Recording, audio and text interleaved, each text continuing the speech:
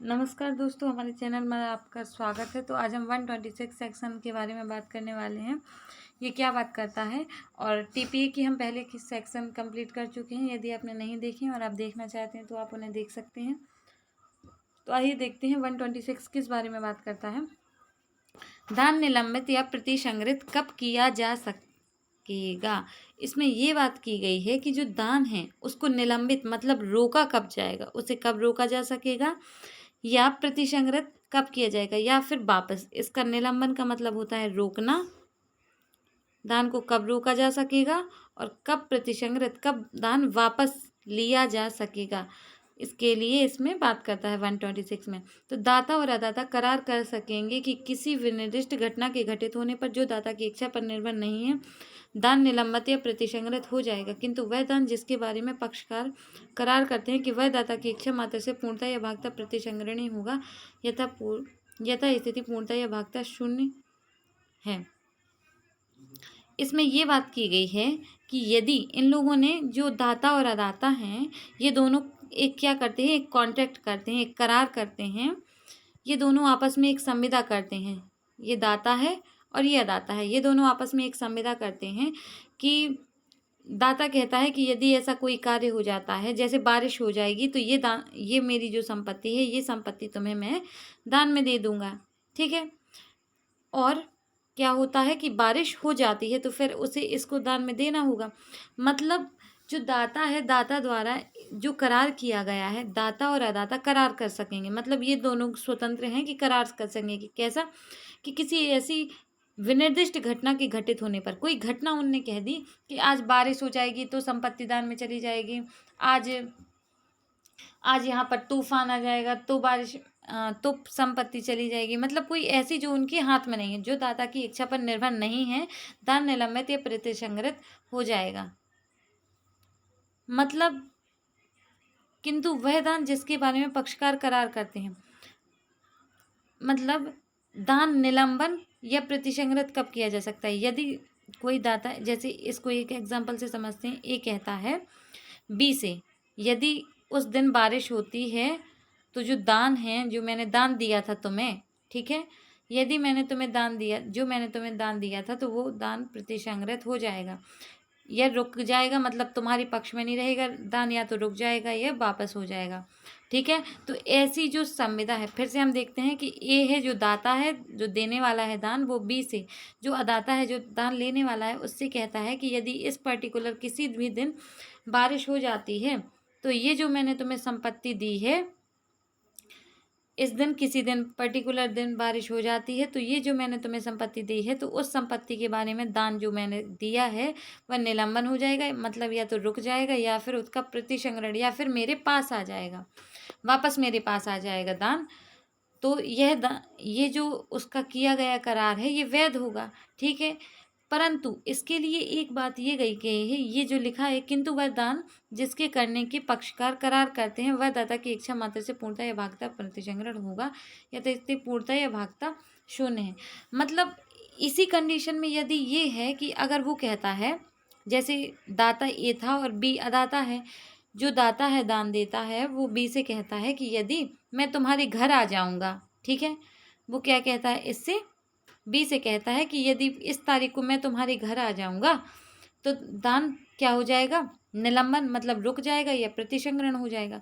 तो इसमें क्या बात है, मतलब ये है कि जो दाता है उसकी इच्छा पर ना हो चीज़, मतलब जो दाता है इसके कंट्रोल में ना हो, जो घटना इसने जो शर्त लगाई है वो शर्त इसके कंट्रोल में ना हो, तो उसका प्रतिसंग्रहण या निलंबन किया जा सकता है दान का।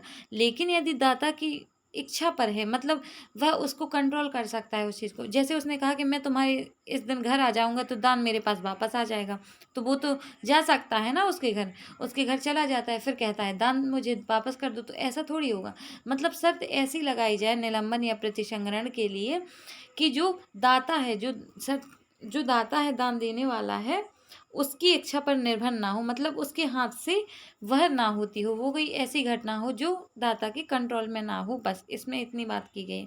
यदि दाता के कंट्रोल की चीज शर्त होती है तो वह दान में प्रतिसंग्रहण या निलंबन जो होगा वह शून्य होगा।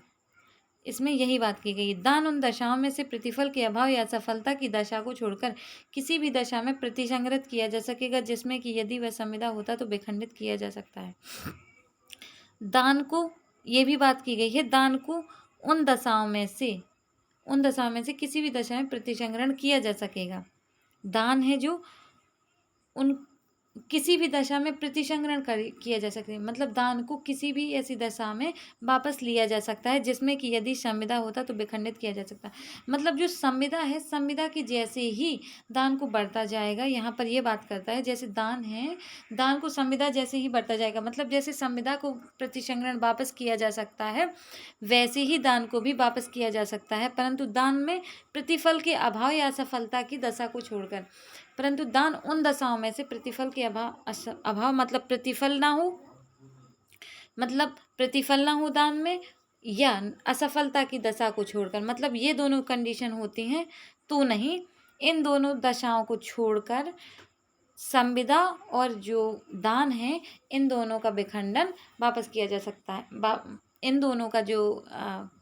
इन दोनों संविदा होता तो विखंडित के, हाँ, जो विखंडित किया जाना है, संविदा और दान को एक जैसा ही विखंडित किया जा सकता है, परंतु दान में प्रतिफल का अभाव हो तब भी विखंडन नहीं किया जा सकता। और असफलता की दशा को छोड़कर, असफलता की दशा है उसे छोड़कर विखंडन नहीं किया जा सकता, परंतु यदि संविदा है तो उसमें तो प्रतिफल की आवश्यकता होती है तो विखंडन किया जा सकता है। मतलब ये दो चीज़ें बस नहीं होंगी संविदा में, और दोनों को एक दूसरे जैसे ही विखंडित किया जा सकता है। यथापूर्वोक्त को छोड़कर दान प्रतिसंग्रहित नहीं किया जा सकता।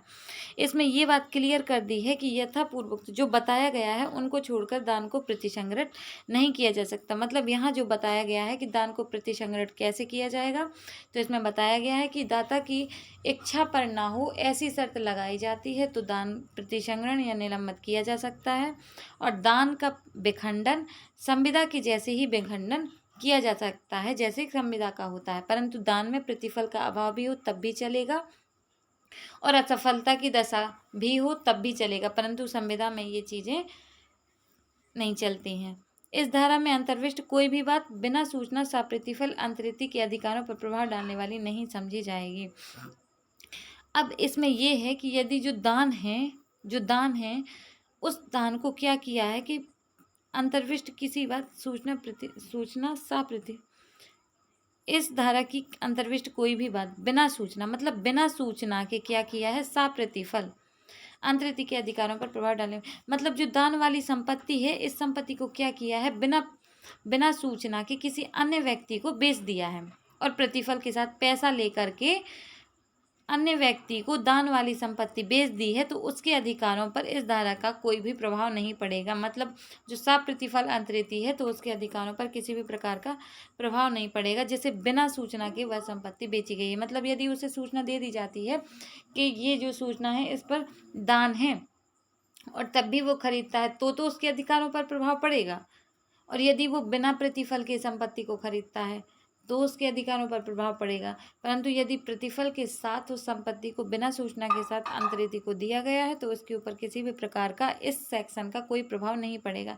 आई होप आपको समझ में आ रहा होगा। यदि वीडियो अच्छा लगता है तो सपोर्ट कर सकते हैं, यदि कोई कमी लगती है तो आप बता सकते हैं। आज के लिए सिर्फ इतना ही। और यदि आपको ये भी इसमें जो इलस्ट्रेशन है यदि आप ये समझना चाहते हैं, हालांकि इसमें कुछ खास नहीं था, फिर भी यदि आप चाहते हैं तो आप, चलिए मैं एक बार बता देती हूँ, फिर यदि आपको लगेगा तो आप फिर बताइएगा। खा को का एक खेत खा की अनुमति के अपना यह अधिकार आरक्षित करके देता है कि खा और उसके वंशजों के खा के पहले मर जाने की सूरत में वह उसे वापस ले लेगा। खा को का एक खेत, खा है जो मतलब बी है, ठीक है, ध्यान से सुनिएगा।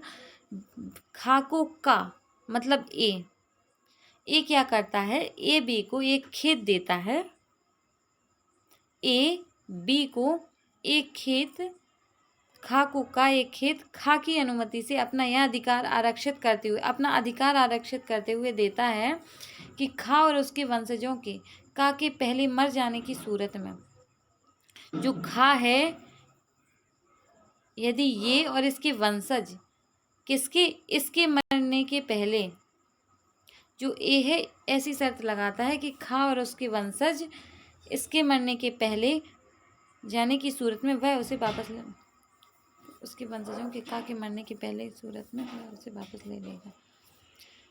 इसने ये शर्त लगाई है, इसने जो ए है इन्हें बी को कोई संपत्ति दी है और इसके साथ ये शर्त लगाई है कि यदि ये और इसके वंशज इसके मरने के पहले मर जाते हैं, मतलब ए के मरने के पहले यदि इसके वंशज वगैरह जो भी हैं ये या इसके वंशज मर जाते हैं तो संपत्ति कहाँ चली जाएगी, ए को वापस हो जाएगी। और का के जीवन काल में खा अपने वंशज छोड़े बिना मर जाता है, मतलब इसका जीवन काल चल रहा था, ये ख़त्म नहीं हुआ और 20 सच में ख़त्म हो जाता है और इसका कोई उत्तराधिकारी नहीं होता है, वंशज छोड़े बिना उसका कोई उत्तराधिकारी नहीं है, तो का खेत वापस ले लेगा। मतलब फिर खेत कहाँ चले जाएगा, ए के पास। इसमें यही है कि ए बी से यही कहता है कि यदि संपत्ति मैंने आपको दान जो दी है, अगर आपकी मृत्यु मेरे मरने के पहले हो गई, आपकी और आपके वंशजों की मृत्यु मेरे मरने के पहले हो गई, तो फिर ये संपत्ति मेरे पास आ जाएगी। और यदि ऐसा हो जाता है, मतलब ये दाता की इच्छा पर निर्भर नहीं था उसकी मृत्यु को, और उस दाता की किसी भी क्रिया से इसकी मृत्यु नहीं हुई थी बी की, तो बी की मृत्यु हो जाती है और उसका जो उत्तराधिकारी है एलआर भी कोई नहीं है, तो इसलिए वो संपत्ति वापस ए को चली जाएगी। आई होप आपको समझ में आ रहा होगा। यदि आपको वीडियो अच्छा लगता है तो आप सपोर्ट कर सकते हैं, यदि कोई कमी लगती है तो आप बता सकते हैं। और ये दूसरा वाला इलस्ट्रेशन आपके लिए है। तो आज के लिए सिर्फ इतना ही। Thank you, bye bye.